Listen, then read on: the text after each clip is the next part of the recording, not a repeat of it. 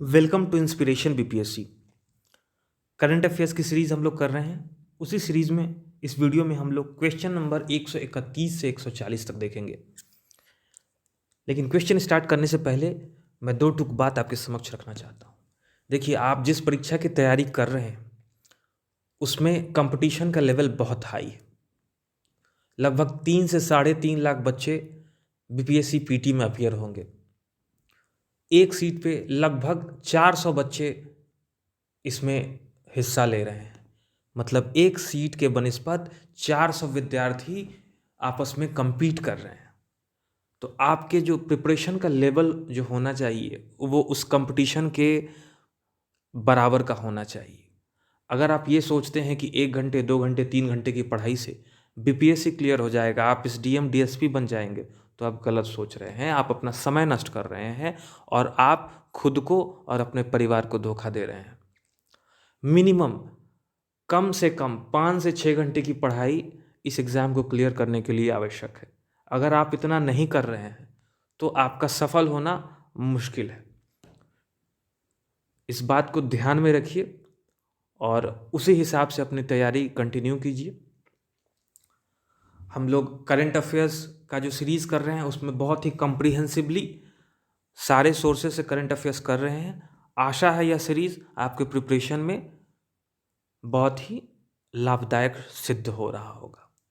तो देखते हैं क्वेश्चन नंबर 131। नवंबर 2021 में भारत के अंतर्राष्ट्रीय फिल्म समारोह का 52वां संस्करण कहाँ आयोजित किया गया था? तो भारत के अंतर्राष्ट्रीय फिल्म समारोह मतलब इंडिया इंटरनेशनल फिल्म फेस्टिवल कहाँ आयोजित किया गया था? तो यह आयोजित किया गया था गोवा। एक्चुअली में जो इंडिया इंटरनेशनल फिल्म फेस्टिवल यानी कि भारत का अंतर्राष्ट्रीय फिल्म समारोह वो हर साल गोवा में ही होता है। ठीक है, तो इसका उत्तर हो जाएगा गोवा। भारत के अंतर्राष्ट्रीय फिल्म समारोह का 52वां संस्करण गोवा में संपन्न हुआ। पहली बार IFFI, ठीक है, international film festival of India के साथ ब्रिक्स फिल्म समारोह की मेजबानी की गई। मतलब ऐसा पहली बार हुआ है कि ब्रिक्स फिल्म समारोह और भारत का अंतर्राष्ट्रीय फिल्म समारोह एक साथ हुआ। ठीक है, कहां पे हुआ? गोवा में हुआ। अब इसमें हम लोग देख लेते हैं कि कुछ जो पुरस्कार मिले हैं वो किसको किसको मिले। तो फिल्म शूटिंग के लिए सबसे अनुकूल राज्य का जो पुरस्कार मिला है वो मिला है उत्तर प्रदेश को। इंपॉर्टेंट क्वेश्चन है, ठीक है, यहां से ये प्रश्न बन सकता है। बाकी के प्रश्न उतने इंपॉर्टेंट नहीं है, लेकिन हम लोग फिर भी एक बार देख लेते हैं। सर्वश्रेष्ठ अभिनेता पुरुष के लिए सिल्वर पीकॉक पुरस्कार किसे मिला है? जितेंद्र भीकू लाल जोशी। ठीक है, जितेंद्र भीकू लाल जोशी, गोदावरी मूवी के लिए इनको मिला है। सर्वश्रेष्ठ अभिनेता महिला ये किसको मिला है? तो चार्लोट के लिए एंजेला मोलिना, ये पराग्वे से हैं। ठीक है, तो ये चूंकि अंतर्राष्ट्रीय फिल्म समारोह है इसलिए इसमें दुनिया भर से फिल्में आती हैं और उनको पुरस्कृत किया जाता है। सर्वश्रेष्ठ निर्देशक किसको मिला है? The saving one who was dead के लिए वाक्लाव कद्रनका को मिला है। वाक्लाव कद्रनका ये चेक गणराज्य से हैं। और सर्वश्रेष्ठ फिल्म के लिए गोल्डन पीकॉक अवार्ड मिला है जापानी फिल्म रिंग वॉन्डरिंग। इसको जापान में मसाकाजू कानिएको के नाम से जाना जाता है। तो एक बार आप देख लीजिएगा, दिमाग में रहेगा तो ऑप्शन में आएगा तो वहां पे याद आ सकता है। लेकिन ये वाला यहां से क्वेश्चन बन सकता है, फिल्म शूटिंग के लिए सबसे अनुकूल राज्य उत्तर प्रदेश। ठीक है, अब गोवा से रिलेटेड दो न्यूज और है, हम लोग देख लेते हैं। गोवा ने हर घर में खुले में शौच मुक्त और बिजली हासिल की है। मतलब गोवा सरकार ने हर हाउस होल्ड, हर घर को ओपन डिफेकेशन फ्री कर दिया है, मतलब खुले में शौच, वहाँ पे टॉयलेट की व्यवस्था करा दी गई है और बिजली प्रोवाइड करा दी गई है। ठीक है। शराब को समर्पित भारत का पहला संग्रहालय गोवा में खोला गया। ठीक है, तो ये भारत का पहला संग्रहालय है, म्यूजियम है, ये गोवा में खुला है। ठीक है, आगे देखते हैं question number 132। World athletics awards 2021 में वर्ल्ड एथलेटिक्स द्वारा woman of the year award किसने जीता है? तो woman of the year award जीता है अंजू बॉबी जॉर्ज ने। महान भारतीय long jumper Anju Bobby George ने देश में प्रतिभाओं को संवारने और लैंगिक समानता की वकालत करने के लिए वर्ल्ड एथलेटिक्स अवार्ड्स में वर्ल्ड एथलेटिक्स द्वारा woman of the year award जीता है। ठीक है, तो वर्ल्ड एथलेटिक्स फेडरेशन ने इनको वुमन ऑफ द ईयर का अवार्ड दिया है 2021 का। वह वर्ल्ड एथलेटिक्स द्वारा अपने वार्षिक पुरस्कार समारोह के दौरान सम्मानित होने वाली पहली भारतीय है। तो ये पहली भारतीय हैं जिनको ये वुमन ऑफ द अवार्ड मिला है। ठीक है, इसलिए ये तथ्य इंपॉर्टेंट है। Question number 133। आर्थिक रूप से कमजोर वर्ग यानी कि EWS इकोनॉमिकली वीकर सेक्शन श्रेणी के आरक्षण के मानदंडों की समीक्षा के लिए गठित समिति का नेतृत्व कौन करेगा? तो EWS जो श्रेणी नई बनी है उसमें आरक्षण के क्या मानदंड होने चाहिए, उनकी फिर से समीक्षा की जा रही है और उस समीक्षा के लिए एक समिति गठित हुई है। उस समिति का जो हेड है यानी चेयरमैन या हेड बोल लीजिए, अध्यक्ष बोल लीजिए, वो हैं अजय भूषण पांडे। ठीक है, तो सामाजिक न्याय और अधिकारिता मंत्रालय ने संविधान के अनुच्छेद 15 के स्पष्टीकरण के प्रावधानों के संदर्भ में आर्थिक रूप से कमजोर वर्ग यानी कि EWS श्रेणी के लिए आरक्षण के मानदंडों की समीक्षा करने के लिए 3 सदस्यीय समिति का गठन किया है। समिति को 3 सप्ताह के भीतर अपना पूरा काम करने को कहा गया है। पूर्व वित्त सचिव अजय भूषण पांडे समिति की अध्यक्षता करेंगे। तो इंपॉर्टेंट ये नेम है, इस नेम को आप याद रखेंगे। हाल ही में 2 और कमेटी बनी थी, सुप्रीम कोर्ट ने बनाई है। एक कमेटी बनी है जो प्रधानमंत्री की सुरक्षा में जो चूक हुई थी पंजाब में, उसकी जांच कर रही है। उस कमेटी का हेड है इंदु मल्होत्रा।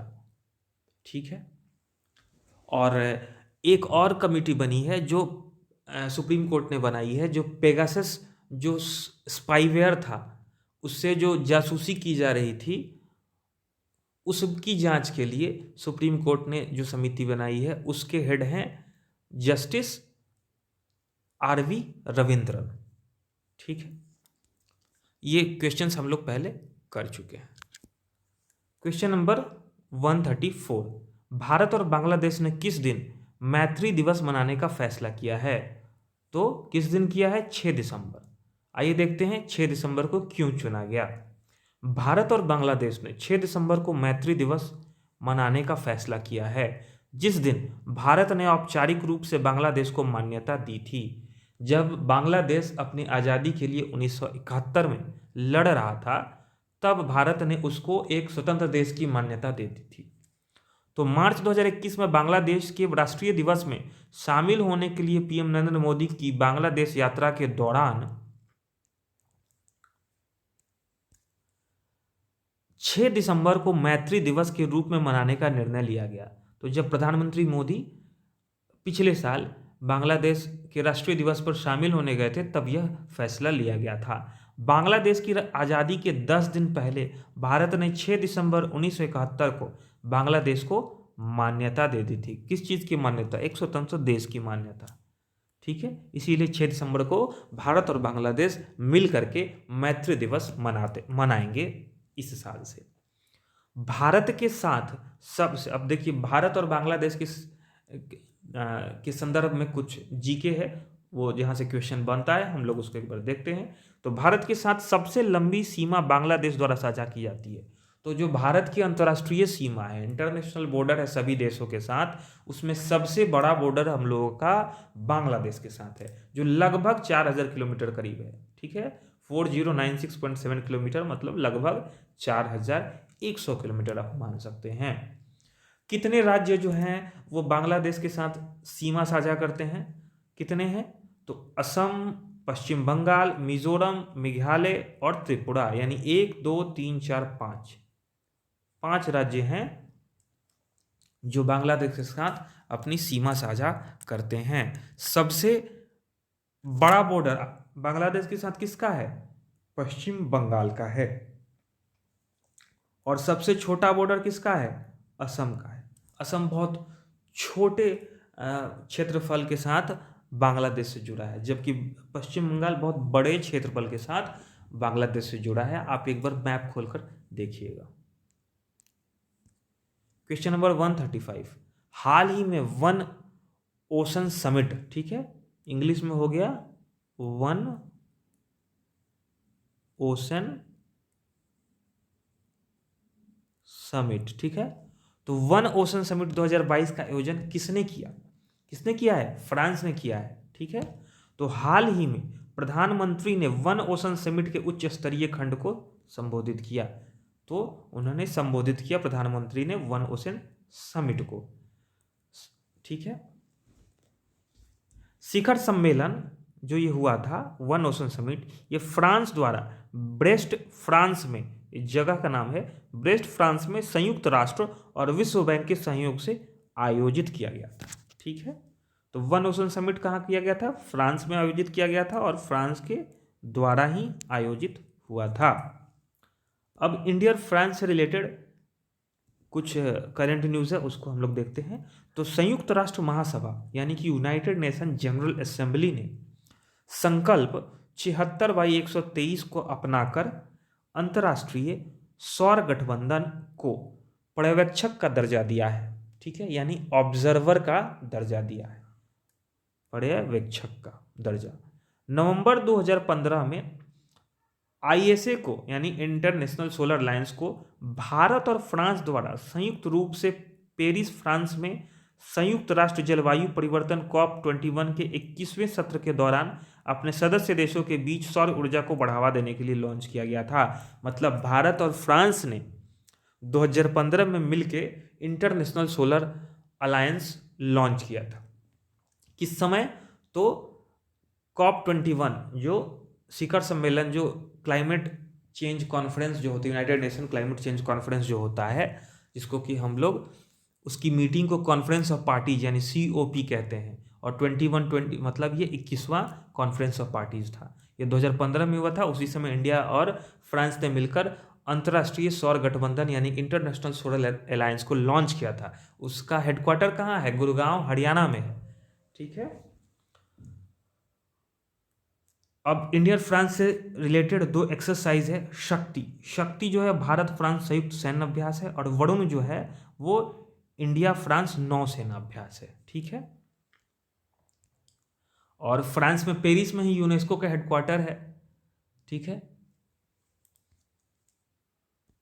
136, कोविड-19 के ओमिक्रॉन प्रकार की रिपोर्ट सबसे पहले किस देश से प्राप्त हुई? मतलब क्वेश्चन पूछ रहा है कि सबसे पहले ओमिक्रॉन कहाँ रिपोर्ट हुआ, किस देश में रिपोर्ट हुआ? तो दक्षिण अफ्रीका, साउथ अफ्रीका में रिपोर्ट हुआ। विश्व स्वास्थ्य संगठन ने नए कोविड-19 वेरिएंट B.1.1.1.529 को ओमिक्रॉन के रूप में वर्गीकृत किया है। ये आप थोड़ा सा ध्यान में रखेंगे, रटने की आवश्यकता नहीं है, ये तो खुद में यूनिक है। तो आपके सामने जब दिखेगा तो आपको पता चल जाएगा। देखिए, B के बाद 111 है, उसके बाद 529 है। इसी वेरिएंट को ओमिक्रॉन का नाम दिया गया था WHO द्वारा, ठीक है। नए कोविड-19 संस्करण यानी कि B.1.1.1.529 को पहली बार 24 नवंबर 2021 को दक्षिण अफ्रीका से WHO को सूचित किया गया था, ठीक है। यानी कि सबसे पहले उसकी सूचना कहां से मिली थी? दक्षिण अफ्रीका से। अब कुछ कोरोना और कोविड वैक्सीन से रिलेटेड हम लोग 1-2 न्यूज देखते हैं। केंद्रीय औषधि अनुसंधान संस्थान यानी कि CDRI ने कोरोना वायरस के ओमिक्रॉन संस्करण के परीक्षण के लिए एक स्वदेशी आरटी-पीसीआर डायग्नोस्टिक किट ओम विकसित किया है। यानी कि इस किट का नाम क्या है? ओम नाम है। ठीक है, केंद्रीय औषधि अनुसंधान संस्थान ने किया है, यानी कि central medical research institute, CMRI। ठीक है, ये CDRI नहीं होगा, CMRI होगा। ठीक है, यह ओमिक्रॉन के विशिष्ट परीक्षण के लिए किसी भी सरकारी संस्थान द्वारा बनाई गई पहली और स्वदेशी रूप से बनाई जाने वाली तीसरी किट है। मतलब किसी संस्कार, ये पहला बार ऐसा हुआ है कि किसी संस्कारी संस्थान ने ऐसा आरटी-पीसीआर किट बनाया है। ठीक है, और तीसरी ऐसी स्वदेशी रूप से बनाई जाने वाली किट है। तो खैर, आप इतना कुछ ध्यान मत रखिए, आप ये ध्यान रखिए कि ओम जो है ये एक आरटी-पीसीआर किट है जो ओमिक्रॉन को डायग्नोस करने के लिए बनाया गया था। ठीक है, आगे बढ़ते हैं। अब एक पैंडेमिक से रिलेटेड एक तथ्य है, उसको देख लेते हैं। ठीक है, तो संयुक्त राष्ट्र और विश्व स्वास्थ्य संगठन ने 27 दिसंबर को international day for epidemic preparedness के रूप में चिन्हित किया है। यानी कि यूनाइटेड नेशन ने और वर्ल्ड हेल्थ ऑर्गेनाइजेशन ने 27 दिसंबर को international day for epidemic preparedness के रूप में चिन्हित किया है। ठीक है,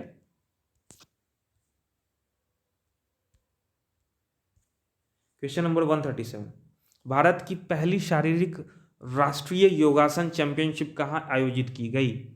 ठीक है, कहाँ की गई? भुवनेश्वर में।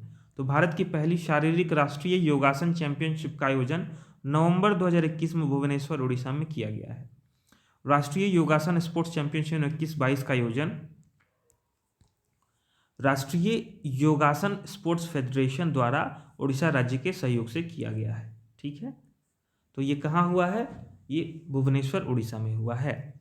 अब देखिए, उड़ीसा से रिलेटेड करंट न्यूज़ देखते हैं। भारत का पहला आधि अनुसंधान परीक्षण बालासोर, उड़ीसा में स्थापित किया जाना है। यानी कि भारत का पहला थंडरस्टॉर्म टेस्ट बेड सेंटर, इसको इंग्लिश में बोलते हैं थंडरस्टॉर्म टेस्ट बेड। ठीक है, दूसरा न्यूज़ है, ओडिशा की राज्य सरकार ने सड़क दुर्घटनाओं के पहले उत्तरदाताओं को प्रशिक्षण करने के लिए रक्षक नाम से अपनी तरह की पहली सड़क सुरक्षा पहल शुरू की है। इसका मतलब ओडिशा गवर्नमेंट ने जो सड़क दुर्घटना हो जाती है और जो दुर्घटनाग्रस्त व्यक्ति है उसको बचाने के लिए जो पहला, जो फर्स्ट रिस्पॉन्डर होता है, उनको प्रशिक्षण दिया जा रहा है और उस प्रोग्राम का नाम है रक्षक। ठीक है,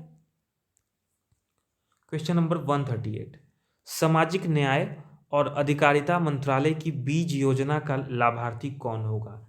एक्चुअल में बीज नहीं होना चाहिए, ये होना चाहिए सीड। ठीक है, तो इसका जो लाभार्थी होगा वो होगा गैर अधिसूचित खानाबदोश और अर्धघुमंतु समुदाय, जिसको कि इंग्लिश में बोलते हैं D notified nomadic and semi nomadic communities, या फिर इनको D notified nomadic and semi nomadic tribes भी बोलते हैं, क्योंकि ये मोस्टली ट्राइब्स ही होते हैं। ठीक है, तो सामाजिक न्याय और अधिकारिता मंत्री डॉक्टर वीरेंद्र कुमार 16 फरवरी 2022 को DNT सीड के आर्थिक सशक्तिकरण की योजना का शुभारंभ करेंगे। मतलब सीड जो प्रोग्राम है ये एक तरह से, अगर प्रश्न पूछ सकता है किसके लिए है, तो ये ट्राइबल्स के लिए।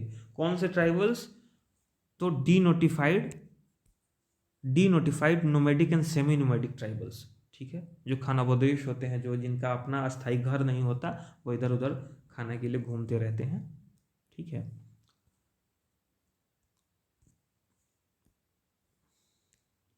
तो योजना विमुक्त खानाबदोश और अर्धघुमंतु समुदायों के कल्याण के लिए शुरू की जाएगी। DNT यानी कि डी नोटिफाइड, वही ट्राइब्स। ठीक है, DNT मतलब D notified nomadic and semi nomadic tribes, ठीक है। सबसे उपेक्षित, हाशिए पर और आर्थिक और सामाजिक रूप से वंचित समुदाय हैं, यानी कि बहुत ही अंडर डेवलप्ड कम्युनिटीज हैं। अब एक और न्यूज़ है, ठीक है, स्माइल। स्माइल एक केंद्रीय क्षेत्र की योजना है। इसे आजीविका और उद्यम के लिए सीमांत व्यक्तियों के लिए समर्थन के रूप में करार दिया गया है। इसे सामाजिक न्याय और अधिकारिता मंत्री द्वारा लॉन्च किया गया था। यह योजना ट्रांसजेंडर समुदाय और भीख मांगने में लगे लोगों को कल्याणकारी उपाय प्रदान करने के लिए तैयार की गई है। यानी कि एक प्रोग्राम हो गया सीड, एक प्रोग्राम हो गया स्माइल, ठीक है। सीड जो है वो denotified nomadic and semi nomadic tribes या कम्युनिटीज के लिए है। स्माइल जो है वो ट्रांसजेंडर और बेगर्स के लिए है, ठीक है। दोनों ही किस मंत्रालय के हैं? तो समाज कल्याण और अधिकारिता मंत्रालय, ठीक है।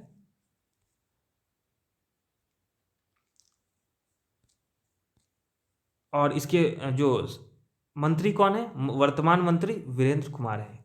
किसके? Ministry of social justice and empowerment के। क्वेश्चन नंबर 139, खादी और बिहार के अन्य हस्तशिल्प के ब्रांड एम्बेसडर के रूप में किसे नामित किया गया है? तो नामित किया गया है मनोज तिवारी को। भोजपुरी गायक और भाजपा सांसद मनोज तिवारी खादी और बिहार के अन्य हस्तशिल्प के ब्रांड एम्बेसडर होंगे। अब एक चीज़ डाल लेते हैं कि देश में खादी का जो डेवलपमेंट होता है, मतलब डेवलपमेंट के पीछे डेवलपमेंट के लिए एक इंडिपेंडेंट इंस्टीट्यूशन बनाई गई है, इसको हम लोग KVI से बोलते हैं, यानी कि khadi village and industries commission, khadi और ग्रामोद्योग आयोग। यह MSME मंत्रालय के तहत संचालित होता है, यानी कि ministry of small and medium enterprises, ठीक है। आगे देखते हैं क्वेश्चन नंबर 140, पूरी तरह से प्लास्टिक वेस्ट न्यूट्रल बनने वाली पहली भारतीय उपभोक्ता वस्तु कंपनी कौन सी है? डाबर इंडिया है, ठीक है। पूरी तरह से प्लास्टिक वेस्ट न्यूट्रल बनने वाली पहली भारतीय उपभोक्ता वस्तु कंपनी यानी FMCG गुड्स कंपनी, यह है डाबर इंडिया। डाबर इंडिया पूरी तरह से प्लास्टिक वेस्ट न्यूट्रल बनने वाली पहली भारतीय कंज्यूमर गुड्स कंपनी बन गई है। तो ये हमारे 140 क्वेश्चन समाप्त हो गए हैं। एक तथ्य और है, देख लेते हैं। ये चूँकि प्लास्टिक पॉल्यूशन से रिलेटेड था तो एक इम्पॉर्टेंट न्यूज़ है, ये देखते हैं। भारत 3 सितंबर 2021 को प्लास्टिक संधि शुरू करने वाला पहला एशियाई देश बन गया है। यह नया मंच भारतीय उद्योग परिसंघ यानी CII के सहयोग से world wide fund for nature India द्वारा विकसित किया गया था। यह एक सर्कुलर प्लास्टिक सिस्टम के निर्माण के लिए प्रतिज्ञा करने के लिए राष्ट्रीय स्तर पर प्रमुख उद्यमों को एक साथ लाएगा। मतलब कि प्लास्टिक पैक्ट एक पैक्ट हुआ है जिसमें जो भी कंट्री उस पैक्ट को साइन करेंगी वो एक ऐसा सिस्टम इस्टेब्लिश करेंगी जिसमें प्लास्टिक का यूज़ कम हो और जो भी प्लास्टिक यूज़ हो रही है उसको रिसाइकिल किया जाए, ठीक है। तो ऐसा इस पैक्ट पे साइन करने वाला भारत जो है एशिया का पहला देश बन गया है। तो हमारे 140 क्वेश्चन समाप्त हो गए हैं। आपको PDF वीडियो के डिस्क्रिप्शन बॉक्स में नीचे में मिल जाएंगे।